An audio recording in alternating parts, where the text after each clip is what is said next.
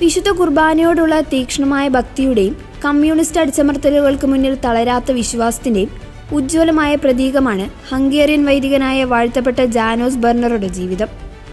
ക്രൈസ്തവ വിശ്വാസം പരസ്യമായി പ്രഖ്യാപിക്കുന്നത് മരണത്തിന് കാരണമായിരുന്ന ഒരു കാലഘട്ടത്തിൽ സഭയുടെ രഹസ്യ പോരാളിയായി ജീവിച്ച അദ്ദേഹം യൂറോപ്പിന്റെ വിശുദ്ധ തർസീസിയൂസ് എന്നാണ് അറിയപ്പെടുന്നത്. മാരകമായ മുറിവുകളേറ്റ് ശ്വാസം നിലയ്ക്കുന്ന നിമിഷം വരെ ക്രിസ്തുവിന്റെ തിരുശരീരത്തെ ശത്രുക്കൾക്ക് വിട്ടുകൊടുക്കാതെ കാത്തുസൂക്ഷിച്ച ധീര രക്തസാക്ഷിയാണ് അദ്ദേഹം.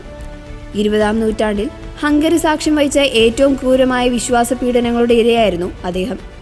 1957 ഡിസംബർ 14 രാത്രിയിൽ നടന്ന അദ്ദേഹത്തിന്റെ കൊലപാതകം സഭയെ തകർക്കാൻ ലക്ഷ്യമിട്ടുള്ളതായിരുന്നുവെങ്കിലും അത് ലോകമെമ്പാടുമുള്ള വിശ്വാസികൾക്ക് വലിയൊരു ആത്മീയ കരുത്തായി മാറി. 1956 ഹംഗേറിയൻ വിപ്ലവത്തിനു ശേഷം കമ്മ്യൂണിസ്റ്റ് സർക്കാർ സഭയ്ക്കെതിരെ കടുത്ത നിയന്ത്രണങ്ങൾ ഏർപ്പെടുത്തി.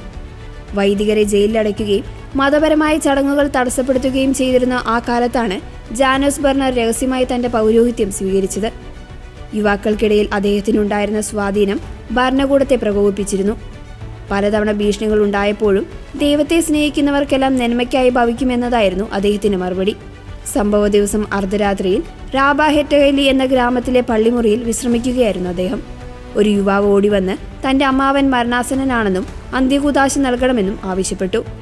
യാതൊരു സംശയവും കൂടാതെ ഫാദർ ബെർണർ തന്റെ കഴുത്തിൽ വിശുദ്ധ കുർബാന അടങ്ങിയ ലോക്കറ്റ് ധരിക്കുകയും വിശുദ്ധ തൈലവുമായി സൈക്കിളിൽ പുറപ്പെടുകയും ചെയ്തു. ഗ്രാമത്തിലേക്കുള്ള വിജനമായ പാതയിൽ വെച്ച് അക്രമികൾ അദ്ദേഹത്തെ വളഞ്ഞു. ഇരുട്ടിൽ മറിഞ്ഞിരുന്ന കമ്മ്യൂണിസ്റ്റ് ഏജന്റുമാരായിരുന്നു അവർ. ഏകദേശം 32 തവണയാണ് അവർ ആ യുവവൈദികനെ കത്തികൊണ്ട് കുത്തിപ്പരിക്കേൽപ്പിച്ചത്. മാരകമായ മുറിവുകളേറ്റ അദ്ദേഹം നിലത്ത് വീണപ്പോൾ അക്രമികൾ അദ്ദേഹത്തിന്റെ കഴുത്തിലെ കുർബാന ലോക്കറ്റ് തട്ടിയെടുക്കാൻ ശ്രമിച്ചു. എന്നാൽ ബോധം മറയുന്ന നിമിഷത്തിലും അദ്ദേഹം അത് നെഞ്ചോട് ചേർത്ത് മുറുകെ പിടിച്ചു. പിറ്റേന്ന് രാവിലെ ഗ്രാമവാസികൾ കണ്ടെത്തുമ്പോൾ അദ്ദേഹത്തിന്റെ ശരീരം മരവിച്ചിരുന്നു. എന്നാൽ അത്ഭുതകരമെന്ന് പറയട്ടെ, അക്രമികൾക്ക് ആ ലോക്കറ്റ് അദ്ദേഹത്തിന്റെ കൈകളിൽ നിന്ന് തട്ടിയെടുക്കാൻ കഴിഞ്ഞിരുന്നില്ല. തന്റെ ജീവനേക്കാൾ വിലമതിക്കുന്ന നീതിയായി അദ്ദേഹം വിശുദ്ധ കുർബാനയെ സംരക്ഷിച്ചു. വൈദികൻ ധരിച്ചിരുന്ന രക്തം പുരണ്ട വസ്ത്രം ഇന്നും അദ്ദേഹത്തിന്റെ വീരസ്മരണകൾ ഉണർത്തുന്ന പ്രധാന തിരുശേഷിപ്പാണ്. പതിറ്റാണ്ടുകൾ നീണ്ട കാത്തിരിപ്പിനൊടുവിൽ 2018 മെയ് 1 ഫ്രാൻസിസ് മാർപ്പാപ്പയാണ് അദ്ദേഹത്തെ വാഴ്ത്തപ്പെട്ടവരുടെ ഗണത്തിലേക്ക് ഉയർത്തിയത്. അദ്ദേഹം കൊല്ലപ്പെട്ട സ്ഥലത്ത് ഇന്ന് ഒരു ചാപ്പൽ പണി കഴിപ്പിച്ചിട്ടുണ്ട്.